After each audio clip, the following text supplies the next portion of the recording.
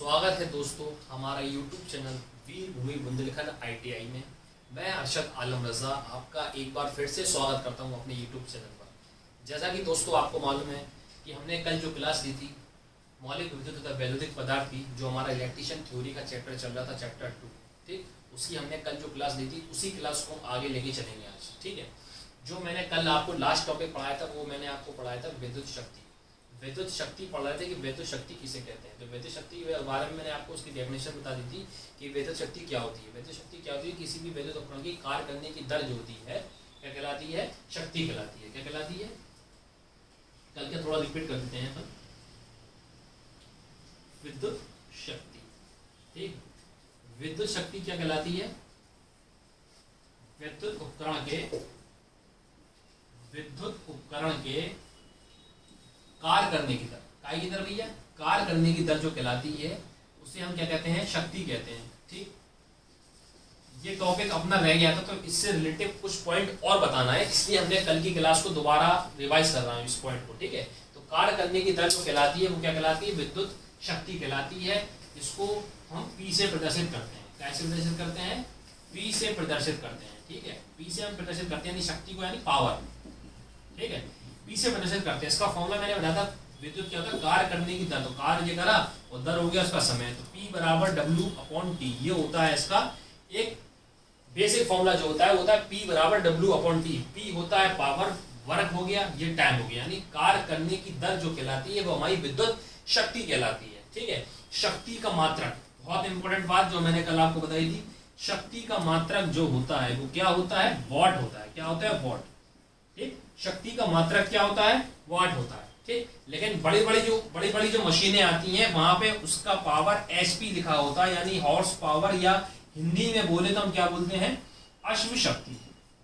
क्या कहते हैं इसको? हम अश्व शक्ति भी कहते हैं। ठीक, और मैंने आपको दो फॉर्मूले बताए थे कि P बराबर VI होता है। एक फॉर्मूला मैंने आपको ये बताया था P बराबर, एक मैंने आपको बताया था P बराबर I²R। ठीक, ये पावर के ही टर्म में फॉर्मूले होते हैं। आपसे पूछ लेगा कि निम्नलिखित में से कौन कौन से शक्ति के संबंध होते हैं, तो शक्ति के जो फॉर्मूले होते हैं वो तीन होते हैं। कौन से होते हैं?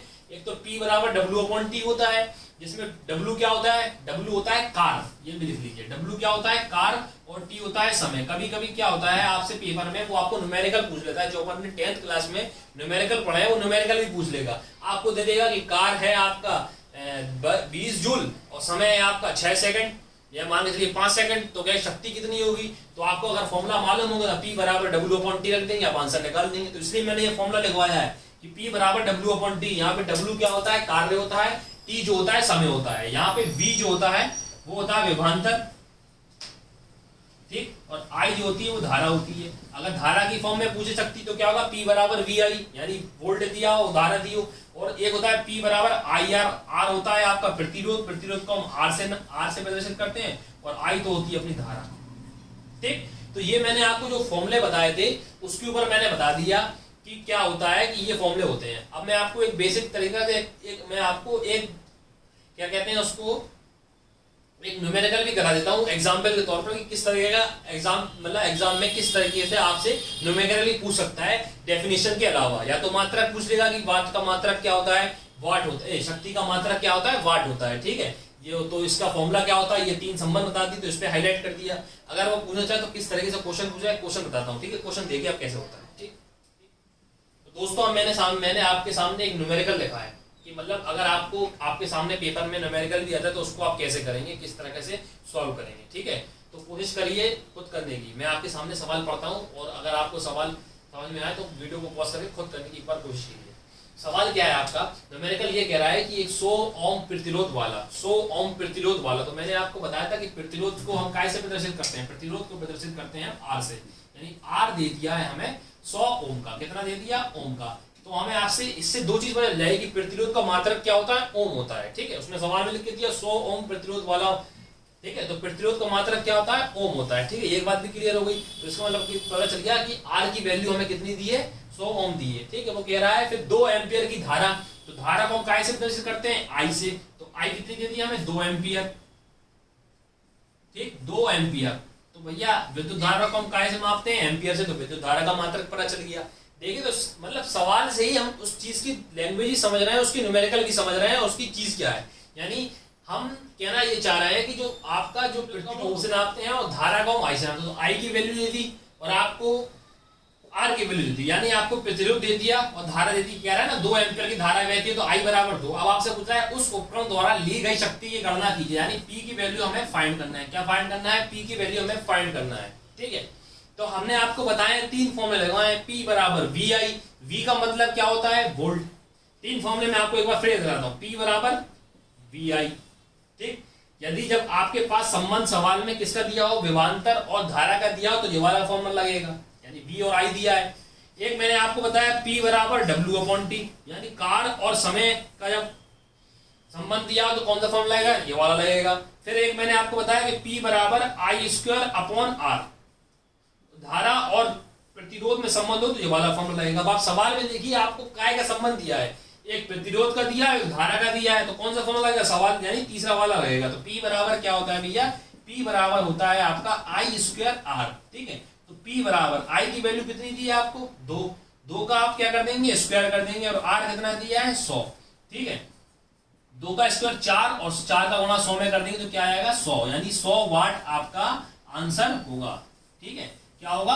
100 वाट ही आपका आंसर होगा। तो इस तरीके के कभी कभी आपसे न्यूमेरिकल भी पूछ लेता है, इसलिए मैंने आपको एक टाइप का न्यूमेरिकल भी करा दिया। ये फॉर्मूले याद होना चाहिए। अगर आपको फॉर्मूले मालूम है तो आप फटाफट रख देंगे वैल्यू, क्योंकि सिर्फ नॉर्मल देगा पी की या पी की वैल्यू दे देगा, यानी कोई 2 चीज दे देगा, एक चीज आपसे पूछेगा, लेकिन अगर आपको फॉर्मूला ही याद नहीं होगा तो कैसे लगाओगे? ठीक है ना। तो कहने का मतलब ये है कि भैया ये 3 फॉर्मूले जो लगाए मैंने शक्ति के, इनको आपको बखूबी काफी अच्छी तरीके से याद करें। ठीक है, P बराबर वी आई, पी बराबर W अपॉन टी, पी बराबर आई स्क्वायर अपॉन आर। जब विभवांतर और धारा का संबंध हो तो हम ये वाला फॉर्मूला लगाएंगे, जब कार्य और समय का अंतर संबंध हो तो हम ये लगाएंगे, और जब धारा और प्रतिरोध का संबंध हो तो हम ये वाला फॉर्मूला लगाएंगे। तो फॉर्मूला याद होना चाहिए, सिर्फ आपको पुट करना है फॉर्मूले में, आपके सामने आंसर निकल जाएगा। ठीक, अगर अपन न्यूमेरिकल को देखते हैं तो न्यूमेरिकल को देख के अपन डरने लगते हैं, डरना नहीं है अपन को। अगर अपन को चीज मालूम है, क्लियर है, पढ़ाई की है, तो कोई चीज कठिन नहीं है। ठीक है ना। अगर अपन ने पढ़ाई की है, बगैर पढ़े हर चीज कठिन लगती है। अगर कोई चीज अपन पहले हम कर रहे हैं, पहले अपन सोचते थे साइकिल जब अपन नहीं चला पाते तो साइकिल चलाना अपन को बहुत कठिन लगता था, गाड़ी चलाना अपन को बहुत कठिन लगता था। लेकिन जब अपन गाड़ी चलाना सीखने लगे तो क्या कहते हैं कि गाड़ी चलाना बहुत आसान है, कोई दिक्कत नहीं है यार। ठीक है ना। तो जब कोई चीज अपन भागते नहीं है तो अपन को चीज खतरनाक लगती है, डरते हैं। लेकिन जब चीज अपन वो नॉर्मल दिनों में प्रैक्टिस में आ जाती है तो वो चीज अपन को अपने आप सरल सी लगने लगती है। ठीक है, वही चीज पढ़ाई है। अगर आप पढ़ाई पे थोड़ा सा ध्यान दोगे ना तो पढ़ाई कोई ऐसी बात नहीं है कि आपको कठिन लगे। ठीक है ना, इसलिए थोड़ा ध्यान दो, तरीके से पढ़ाई करो, सब मिलेगा। ठीक है, तो उम्मीद करता हूं आपको ये सवाल समझ में आया होगा। अब हम अपनी दूसरे टॉपिक पर आते हैं। ठीक, दूसरे टॉपिक पे आते हैं। अगला जो है हमारा टॉपिक वो है हमारा ऊर्जा। ऊर्जा यानी इंग्लिश में बोले तो एनर्जी। एनर्जी क्या होती है? एनर्जी एक तरीके की ताकत होगी। अगर हम कहते हैं, अपन कहते नहीं है कोई काम करे हमें एनर्जी आ जाए, इतनी एनर्जी का मतलब क्या होता है? ताकत। तो इसकी परिभाषा क्या होती है? कार्य करने की क्षमता। कार्य करने की क्षमता जो होती है वो क्या कहलाती है? ऊर्जा कहलाती है। क्या कहलाती है? ऊर्जा कहलाती है। तो आपको कंफ्यूज नहीं होना है। इससे पहले जो हमने पढ़ा वो शक्ति पढ़ी थी। शक्ति और एनर्जी यानी शक्ति और ऊर्जा में डिफरेंस होता है। शक्ति की परिभाषा क्या थी? कि कार्य करने की दर, यानी कार्य करने की दर जो है वो आपकी शक्ति कहलाएगी, और कार्य करने की क्षमता क्या कहलाएगी? ऊर्जा कहलाएगी। ठीक है ना, एक बार फिर रिपीट करता हूं। कार्य करने की दर क्या कहलाएगी? शक्ति कहलाएगी, और कार्य करने की क्षमता क्या कहलाएगी? ऊर्जा कहलाएगी। ठीक है, तो ऊर्जा को क्या कहते हैं? कार्य करने की क्षमता जो होती है वो क्या कहलाती है? ऊर्जा कहलाती है। क्या कहलाती है भैया? ऊर्जा कहलाती है। ठीक है, ऊर्जा कहलाती है। ऊर्जा क्या कहलाती है? इसका मात्रक क्या होता है? इसका मात्रक, ठीक है, मात्रक वगैरह हाईलाइट करके आप नोट कर लिया करिए, क्योंकि आपसे जो क्वेश्चन पूछेगा वही पूछेगा।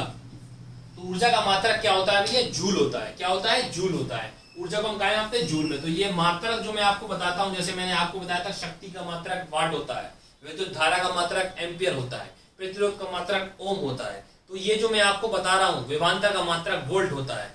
तो विद्युत वाहक बल का मात्रक क्या होता है? तो मैंने सब जो आपको बता रहा हूं ये आप पॉइंट में एक जरा कॉपी में नोट कर लिया करिए, क्योंकि जो आपका ऑब्जेक्टिव क्वेश्चन बनेगा वो यही बनेगा कि ऊर्जा का मात्रक क्या होता है, शक्ति का मात्रक क्या होता है। जो फॉर्मूले बता रहा हूँ, जो फॉर्मूले पूछ लेगा, इसके ऊपर आपसे न्यूमेरिकल पूछ लेगा, तो ये पूछ लेगा कि ऑब्जेक्टिव में तो आपसे पूरी कथा कहानी तो सुनेगा नहीं, वो आपसे मेन पॉइंट पूछेगा आपसे, ठीक है ना।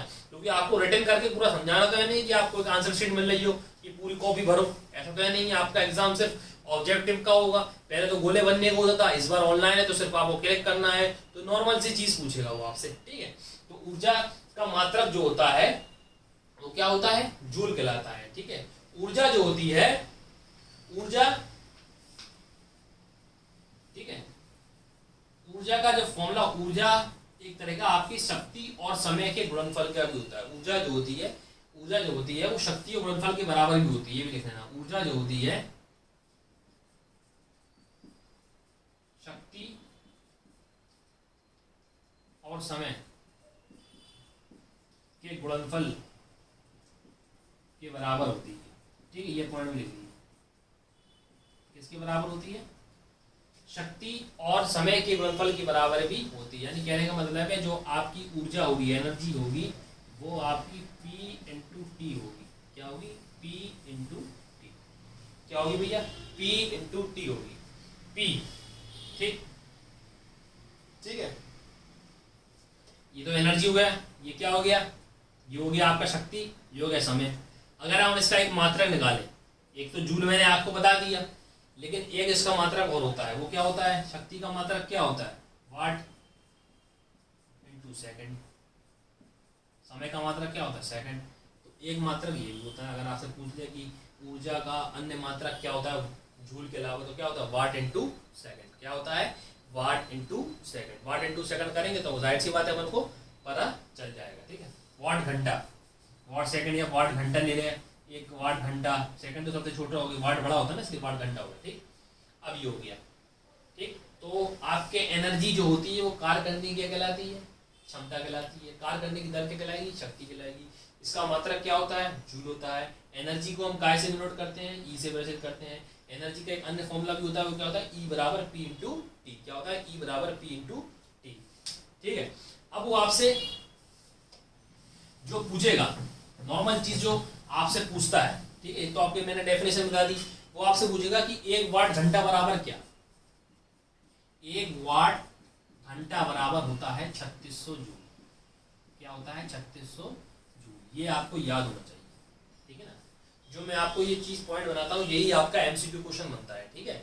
तो मैंने आपसे कहा कि वो आपसे पूछेगा कि एक वाट घंटा बराबर क्या होता है, तो एक वाट घंटा बराबर क्या होता है, 3600 जूल होता है। कितने जूल होते हैं एक वाट घंटे में, 3600 जूल होते हैं। वो कहें कि एक वाट, एक हॉर्स पावर, जैसे कल मैंने आपको बताया था कि एक हॉर्स पावर में कितने वाट होते हैं, तो एक हॉर्स पावर में 746 वाट होते हैं, यानी 1 HP = 746 वाट, ठीक। ये भी लिख लीजिएगा, एक हॉर्स पावर बराबर 746 वाट। ये मैंने कल आपको शक्ति पढ़ाया था, उसमें मैंने आपको बताया था, ठीक है। तो ये चीजें आपको याद होनी चाहिए। एक वाट घंटा बराबर कितना होता है, 3600 जूल होता है। एक हॉर्स पावर बराबर कितना होता है, 746 वाट होता है, ठीक। तो ये हो गया ऊर्जा की बात। अब ऊर्जा क्या होती है, ऊर्जा की बारे में थोड़ा और ये हो, आपको नोट हो गया होगा, इसको मिटा देता हूं। जैसे मैंने आपसे कहा कि ऊर्जा, अब ऊर्जा क्या होती है, ऊर्जा के भी दो पार्ट होते हैं, दो पार्ट होते हैं। ऊर्जा कितने प्रकार की, दो प्रकार की होती है। एक होता है आपका, एक आपकी होती है स्थितिज ऊर्जा। कौन सी ऊर्जा, स्थितिज ऊर्जा। और एक होती है आपकी गतिज ऊर्जा, ठीक है। अगर वो आपसे पूछते हैं कि ऊर्जा कितनी प्रकार की होती है, तो ऊर्जा दो प्रकार की होती है, एक होती है स्थितिज ऊर्जा और एक होती है आपकी गतिज ऊर्जा, ठीक है। स्थितिज ऊर्जा का जो फॉर्मूला होता है उसका होता है mgh। क्या होता है, स्थितिज ऊर्जा का जो फॉर्मूला होता है वो होता है mgh, ठीक। गतिज ऊर्जा का जो फॉर्मूला होता है, ठीक है, इसको हम बोलते हैं काइनेटिक एनर्जी, ठीक। काइनेटिक एनर्जी का जो फॉर्मूला होता है वो होता है हाफ mv²। क्या होता है, हाफ mv²। क्या होता है भैया, हाफ mv², ठीक है, हाफ mv², ठीक है। और इसको हम बोलते हैं पोटेंशियल एनर्जी। क्या बोलते हैं, पोटेंशियल एनर्जी। इंग्लिश से बोलते हैं potential energy. Potential energy = mgh, ठीक है। और काइनेटिक एनर्जी = हाफ mv²। तो अगर वो आपसे पूछे कि ऊर्जा कितने प्रकार की होती है, तो ऊर्जा दो प्रकार की होती है। एक होती है आपकी स्थितिज ऊर्जा और एक होती है गतिज ऊर्जा, ठीक है। अब स्थितिज ऊर्जा गतिज ऊर्जा में काफी होती है, इसके अंदर भी डिटेल बहुत है, लेकिन अपन को उतना पढ़ना है जितना अपना पेपर के लिए सफिशिएंट हो। ज्यादा हमें जानकारी नहीं लेना है, अपन को पीएचडी नहीं लेना है, ठीक है। तो जितना वो पूछता है उतनी जानकारी पेपर से रिलेटेड इतना हो कोर्स में। तो ऊर्जा कितने प्रकार की होती है? 2 प्रकार की होती है, एक होती है स्थितिज ऊर्जा, एक होती है गतिज ऊर्जा। स्थितिज ऊर्जा का फॉर्मूला होता है mgh, ठीक है, और गतिज ऊर्जा का फॉर्मूला होता है kinetic energy is equal to 1/mv², ठीक है। m क्या होता है? द्रव्यमान, g होता है गुरुत्वीय त्वरण, h होता है हाइट, ठीक है। m क्या होता है? द्रव्यमान, g होता है गुरुत्वीय त्वरण और h हो गया आपका हाइट, ठीक। ऐसे यहाँ पे काइनेटिक एनर्जी बराबर m हो गया द्रव्यमान, v हो गया वेग, काइनेटिक एनर्जी बराबर यानी गतिज ऊर्जा बराबर 12mv² और स्थितिज ऊर्जा बराबर mgh, ठीक है भैया। तो ये होगा हमारे क्या होते थे एक तरीके के ये अपने जो विद्युत पद चल रहे थे, तो ये हो गया। इसमें मैं आपको एक न्यूमेरिकल और कर देता हूँ तो उससे और क्लियर हो जाएगा कि किस तरह से न्यूमेरिकल पूछ लेता है, ठीक है। एक न्यूमेरिकल और देखते हैं भैया। हमारे सामने सवाल आया, न्यूमेरिकल क्या आया कि कोई 10 सेकंड में 20 किलोग्राम के भार को, तो 10 सेकंड है पहली बात, तो सेकंड को कैसे होता है यानी टाइम दे दिया हमें 10 सेकंड। तो हमें क्या करना है, सबसे पहले सवाल को पढ़ना है और जो जो चीज दी है वो हमें नोट कर लेनी है, ठीक है। तो उसने कहा कि 10 सेकंड में 20 किलोग्राम के भार को, तो 20 किलोग्राम के भार यानी वेट, यानी W बराबर वेट, सॉरी मैंने आपको ऊपर बता देता, यानी वेट के W को वेट कहते हैं, ठीक है। तो 20 किलोग्राम फॉर्मूले में मैंने कहा था W क्या है, W जो है वेट को वजह करता है, मैंने गलती से आपको वर्क बोल दिया, ठीक है। तो T बराबर 10 सेकंड और भार जो आपको दिया है वो W बराबर वर्क नहीं है, वो वेट है, ठीक है। तो W बराबर कितना दिया है? 20 किलोग्राम दिया है, ठीक। और आपको ऊंचाई दी है 10 मीटर की, ठीक। तो आपको T दे दिया, W दे दिया, H दे दिया। अब वो आपसे पूछ रहा है कि भैया इसकी ऊर्जा बताइए, तो वह ऊर्जा बताइए। तो मैं आपको एक बात बताता हूं, जिसमें भी हाइट होगी, जिसमें ऊंचाई होगी, तो वो क्या कहलाएगी? वो कहलाएगी आपकी स्थितिज ऊर्जा। कौन सी? यानी पोटेंशियल एनर्जी। कौन सी कहलाएगी? Potential energy. इंग्लिश में बोले तो पोटेंशियल एनर्जी और हिंदी में बोले तो स्थितिज ऊर्जा। पोटेंशियल एनर्जी का फॉर्मूला जो होता है वो होता है पोटेंशियल एनर्जी बराबर mgh, mgh होता है, ठीक है। m जब होता है जब द्रव्यमान दे, अब यहाँ पे द्रव्यमान तो दिया नहीं है तो अपन को क्या दिया है? भार दिया है, तो यहाँ पे W भी रख सकते हैं, ठीक है ना। अगर यहाँ पे m नहीं दिया है, ठीक है, 20 किलोग्राम के भार को, ठीक है, 20 किलोग्राम के भार को इतना उठाती है तो P बराबर mgh, भार देते द्रव्यमान कहते तो भैया वेट हो जाएगा, क्योंकि द्रव्यमान का मात्रा किलोग्राम होता है उसको होता है। तो P बराबर Wmgh या mgh जो रखना है आप रख सकते हैं, ठीक है। तो अब आप क्या रखेंगे? वेट रख देंगे आपका 20 किलोग्राम। G की वैल्यू आपको नहीं दी है, तो G की वैल्यू 2 होती है। G की वैल्यू या तो आपके फॉर्मूले में देगा सवाल में कि G बराबर 9.8 रखिए या 10 रखिए, या आपके सवाल में लिख के आएगा, ठीक है। अगर लिख के नहीं आए तो 10 ही रखना, अगर लिख के आएगा तो 9.8 तो आपको शो कर देगा कि G बराबर 9.8 रखना है। ये आपको सवाल में दिया रहेगा कि G बराबर आपको 9.8 रखना है कि 10 रखना है, तो ठीक है। तो G की 2 वैल्यू होती है, तो 9.8 होती है, ये भी लिख लीजिए G की वैल्यू का। क्या पता कभी क्वेश्चन से क्वेश्चन बनता है, कुछ भी क्वेश्चन पूछ ले, ठीक है। तो G का मान 9.8 या 10 होता है। कितना होता है? ठीक, गुरुत्वीय त्वरण। तो G की वैल्यू हमने क्या रख दिया? G की वैल्यू हमने 10 रख दिया, ठीक है। दिया नहीं है सवाल में, G मान लिया हमने 10 और H कितना दिया? 10। तो कितना आ जाएगा? जूल 2000 पोटेंशियल एनर्जी कितनी आएगी? 2000 जूल, ठीक। ऊर्जा का मतलब जूल होता है, हमारा आंसर क्या आएगा? 2000 जूल, ठीक। पूछना था भैया क्या था? समय दिया था 10 सेकंड, वेट दिया था 20 किलोग्राम, एच दिया था, तो P बराबर Wmgh, mgh या Wgh, ठीक है। वेट तो हमने क्या रखा? P बराबर 20 × 10 × 10 फॉर्मूला पुट कर दिया, आपके सामने सवाल आ गया। अगर इसी प्रकार वो आपको क्या कर दे, आपको वो द्रव्यमान दे दे और वेग दे दे, तो पूछे आपकी ऊर्जा कौन सी लगेगी? जब द्रव्यमान और वेग आया तो कौन सी ऊर्जा लगेगी? काइनेटिक एनर्जी, उसको हम बोलते हैं गतिज ऊर्जा। तो कौन सा फॉर्मूला लगा देंगे? Kinetic energy is equal to 12mv²। 12mv² रखेंगे तो जो आपसे पूछेगा जो वैल्यू दी वो पुट कर देना, आंसर आपका निकल जाएगा। लेकिन आपको फॉर्मूला याद होना बहुत जरूरी है। अगर आपको फॉर्मूला याद नहीं है तो आप सवाल नहीं कर पाएंगे, ठीक है। तो मैंने जो आपको फॉर्मूले कराए हैं वो फॉर्मूले याद रखें, उसके मात्रक याद रखें, वो आपके आगे काम में आएगा। सिर्फ इसलिए नहीं, और आगे जाके आप कंपटीशन लेवल की भी तैयारी करें तो वहां पे भी काम में आएगा, ठीक है ना। ये मत सोचिए कि हम ये जो पढ़ रहे हैं सिर्फ ITI के पर्पज से पढ़ें कि हम ITI का पेपर हो जाए। ITI के पर्पज से नहीं, इसके बाद ये ITI क्यों कर रहे हैं? नौकरी के चक्कर में। ITI आप जो कर रहे हैं वो नौकरी के लिए तो कर रहे हैं, तो नौकरी में ये सब आता है, कोई अलग चीज थोड़ी ना पढ़ती, सब चीज यही पढ़ना पड़ता है, ठीक है। तो ITI के साथ साथ अपनी जो कंपटीशन लेवल की तैयारी करते हैं तो उसमें भी ये सब चीज़ें आता है, तो उसको ध्यान से पढ़ें, ठीक है ना। जो जो मैं पॉइंट बना रहा हूँ काफ़ी बारीकी से इसको नोट करें, एक नोट्स बनाए अपने, उसमें लिखें पॉइंट, ठीक। अब हम आते हैं अगली टॉपिक पर। अब जो हमारा टॉपिक है वो है हमारा भैया वैद्युतिक पदार्थ के प्रकार, ठीक। यानी अभी तक जो हम समझ रहे थे, जो जितनी चीजें हमने 2-3 क्लास में जाने को हम पढ़ रहे थे मौलिक विद्युत के बारे में, कि विद्युत क्या होती है, विद्युत के कितने प्रकार होते हैं, इससे संबंधित जो तथ्य होते हैं, ठीक है, ये सब हमने जान लिया। अब हम आ रहे हैं वैद्युत पदार्थ जो होता है, तो वैद्युत पदार्थ जो होता है वो कितने प्रकार का होता है, ठीक है। तो वैद्युत पदार्थ के प्रकार, ठीक है। तो वैद्युत पदार्थ जो होता है वो आपका 3 प्रकार का होता है। कितने प्रकार का होता है? 3 प्रकार का होता है भैया। कौन कौन से प्रकार का होता है तो ये मैं आपको बताता हूँ, ठीक। कितने प्रकार का होता है? 3 प्रकार का होता है। एक होता है आपका चालक, क्या होता है? विद्युत चालक। एक होता है आपका अचालक, ठीक, और एक होता है आपका अर्धचालक,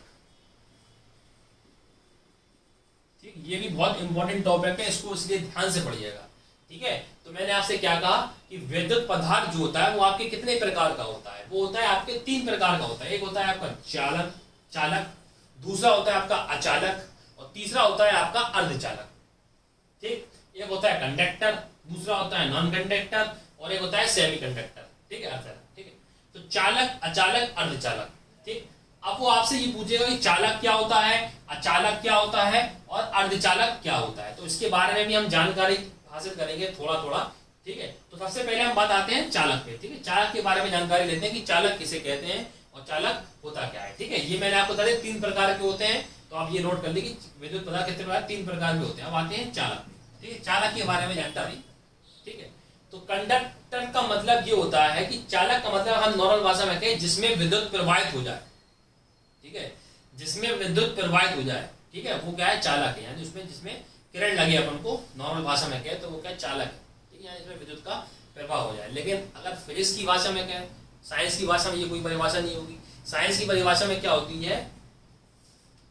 मुक्त इलेक्ट्रॉन पहुंच जाए, ठीक है, विद्युत परिपथ में। यानी कहने का मतलब यह है कि इलेक्ट्रॉनों का वहन हो जाए, ठीक है, जिसमें इलेक्ट्रॉन पहुंच जाए। जिसमें इलेक्ट्रॉन पहुंच जाएंगे तो वहां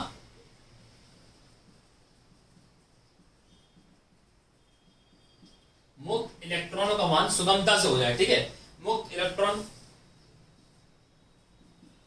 का वहन आराम से हो जाए, ठीक है। तो अपन को मुक्त इलेक्ट्रॉन का वहन सुगमता से हो जाए, आसानी से पहुंच जाए। तो कहने का मतलब है वो आपसे ये नहीं पूछा चालक किसे कहते हैं। मतलब चालक का मतलब ये है कि उसमें विद्युत धारा का प्रवाह आराम से हो जाए। कहने का मतलब है कि ये लकड़ी है, ठीक है। तो लकड़ी में विद्युत पहुंच पाएगी? नहीं पहुंच पाएगी ना। तो लकड़ी चालक होगी कि अचालक होगी? लकड़ी अचालक होगी, ठीक है। तो जिसमें विद्युत पहुंच जाए तो उसको हम क्या बोलते हैं? चालक बोलते हैं, ठीक है। विद्युत का वहन आसानी से हो जाए तो चालक कहते हैं, उसको कंडक्टर कहते हैं। तो सबसे ज्यादा वो पूछता है कि विद्युत के चालक कौन कौन से होते हैं। तो विद्युत का सबसे बड़ा अच्छा चालक कहलाता है चांदी। चांदी जो है वो विद्युत का सबसे अच्छा चालक कहलाता है भैया। ये बात आप नोट कर लीजिएगा, हाईलाइट कर लीजिएगा। काफी बार पूछा जाता है क्वेश्चन कि विद्युत का सबसे अच्छा चालक क्या होता है। तो विद्युत का सबसे अच्छा चालक जो होता है वो होती है चांदी। चांदी के बाद होता है तांबा। इसलिए जो विद्युत तार बनाए जाते हैं उसको काय के बनाए जाते हैं? तांबे के बनाए जाते हैं। चांदी की तो बना नहीं पाएंगे, बहुत महंगे पड़ जाएंगे, ठीक है ना। इसलिए सेकंड नंबर पे जो होती है वो होती है तांबा, ठीक है। और थर्ड नंबर पे होता है आपका एल्यूमिनियम। क्या होता है? एल्यूमिनियम, ठीक है। तो हमें इसकी परिभाषा से मतलब नहीं है ज्यादा। इस परिभाषा को आप ऐसे याद कर लीजिए जिसमें विद्युत धारा का प्रवाह आसानी से हो जाए वो विद्युत का चालक कहलाएगी। जिसमें विद्युत आसानी से पहुंच जाए तो विद्युत का चालक कहलाएगी, ठीक है। यानी उसमें करंट आए तो वो आपसे यूं पूछेगा कि विद्युत का सबसे अच्छा चालक क्या होता है। तो विद्युत का सबसे अच्छा चालक क्या होता है? चांदी, ठीक।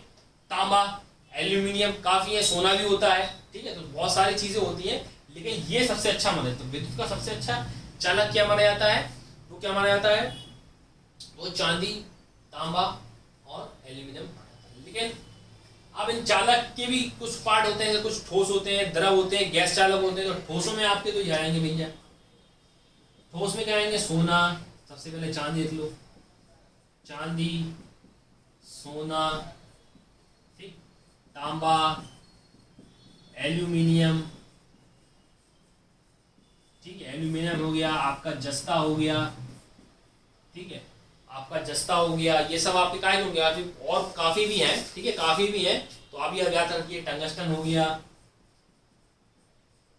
ठीक है, टंगस्टन हो गया, काफी और हैं, ठीक है, तो आपको इतना याद कर ले। निकेल है, लोहा है, लोहा भी लिख लीजिए, लोहा भी चालक होता है, कि लोहा में भी करंट लगता है, ठीक, लोहा तो इतना भूलेगा। तो ये सब क्या होते हैं, ये ठोस चालक होते हैं। कैसे चालक होते हैं? ठोस चालक। कुछ होते हैं द्रव चालक,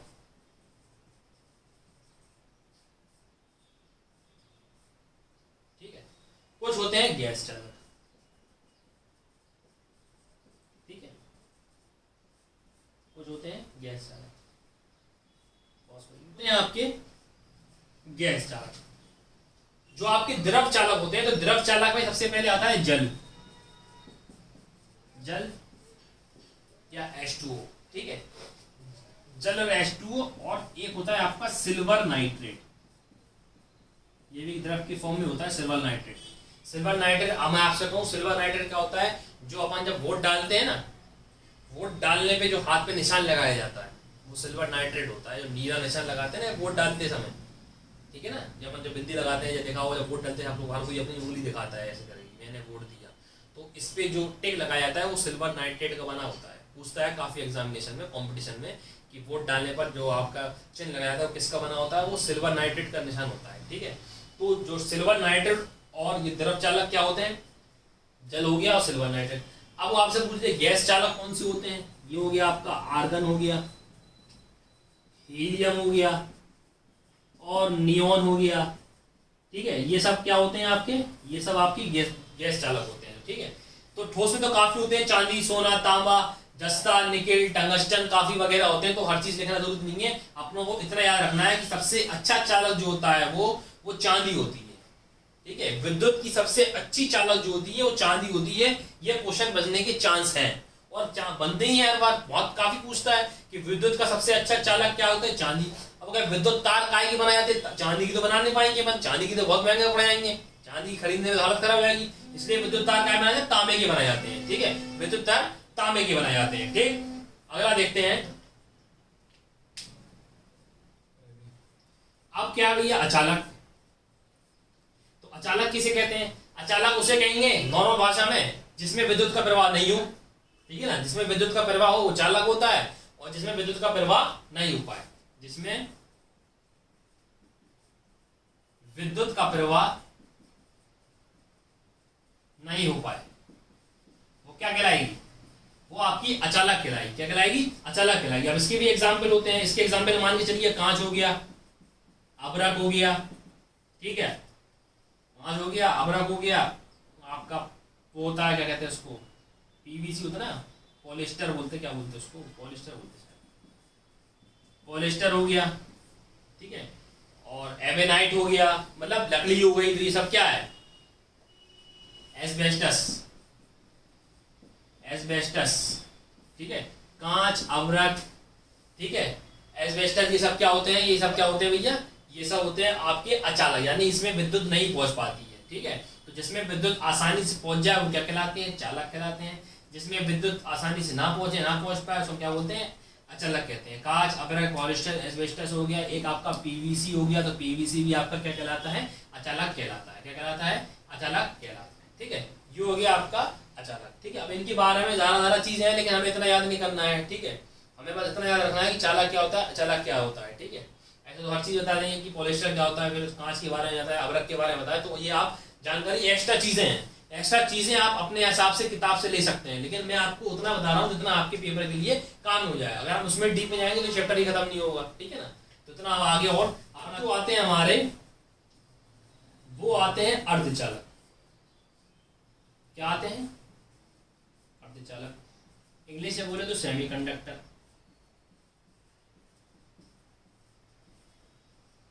सेमीकंडक्टर, सेमीकंडक्टर क्या होते हैं भैया, ये क्या दोनों गुण लगते हैं, ये चालकों का भी गुण लगते हैं और कुछ अचालकों का भी गुण लगते हैं, यानी कुछ में मतलब थोड़ी विद्युत भी प्रवाहित होती है, कुछ में नहीं होती है, तो उसको हम क्या बोलते हैं, अर्धचालक, यानी बीच के हैं, ठीक है। जो ऐसे चालक, ऐसे जो चालक, ऐसे पदार्थ जो चालक तथा अचालक दोनों के गुण रखें, दोनों के गुण रखते हैं, दोनों के यानी दोनों के गुण रखते हैं तो वो क्या कहलाते हैं, अर्धचालक कहलाते हैं। अब अर्धचालक ये नहीं पूछेगा अर्धचालक किसे कहते हैं, ये पूछ ले चलो चालक चालक, इसके एग्जाम्पल बहुत पूछता है कि अर्धचालक कौन कौन से, तो इसके होते हैं जर्मेनियम, बहुत इंपॉर्टेंट है, क्या है, जर्मेनियम, सिलिकॉन, ठीक है। जर्मेनियम सिलिकॉन जो चीजें होते हैं आपके, ये क्या होते हैं आपके भैया, आपके अर्धचालक होते हैं, क्या होते हैं, अर्धचालक होते हैं, ठीक है। तो मैंने आज आपको क्या बताया, विद्युत के प्रकार बताती है, चालक, अर्धचालक, कुचालक, चालक, अर्धचालक, औचालक और अर्धचालक, इनके मैंने आपको एग्जाम्पल भी दे दिए। तो आज ही हमारा चैप्टर खत्म हो गया, ठीक है, ये चैप्टर बिल्कुल खत्म हो चुका है। अब इस चैप्टर में कुछ नहीं बचा है। अब इसके चैप्टर के रह जाते हैं थोड़े बहुत प्रीवियस ईयर के एमसीक्यू, यानी पिछले परीक्षाओं में जो आपके पेपर हुए आईटीआई उसमें किस तरीके से क्वेश्चन पूछे गए, तो थोड़े बहुत क्वेश्चन में एक दिन आपकी क्लास में करा दूंगा, तो ये चैप्टर आपका दूसरा चैप्टर खत्म हो जाएगा, ठीक है। तो ये चैप्टर आपका खत्म हुआ है। अब इसके जो आपके ऑब्जेक्टिव रह गए हैं प्रीवियस ईयर के, वो मैं एक वीडियो बना के आपको सॉल्व करवा दूंगा किस तरीके से पेपर में क्वेश्चन पूछता है। तो उम्मीद करता हूँ आपको ये हमारी आज की क्लास पसंद आई होगी। मैं आज से यही कहना चाहूँगा कि आपको हमारा चैनल पसंद आया, तो हमारी वीडियो पसंद आई है तो हमारे चैनल को सब्सक्राइब कीजिए, बेल आइकन ऑन कीजिए, ताकि पल पल की नोटिफिकेशन आपके पहुँचते रहे। और कमेंट बॉक्स में ज़रूर लिखा करिए कि आपको कैसा रिस्पॉन्स मिल रहा है, कैसा समझ में आ रहा है, कैसा क्या समझ में नहीं आ रहा है, ठीक है। मिलते हैं आपको कल, जब तक के लिए नमस्कार।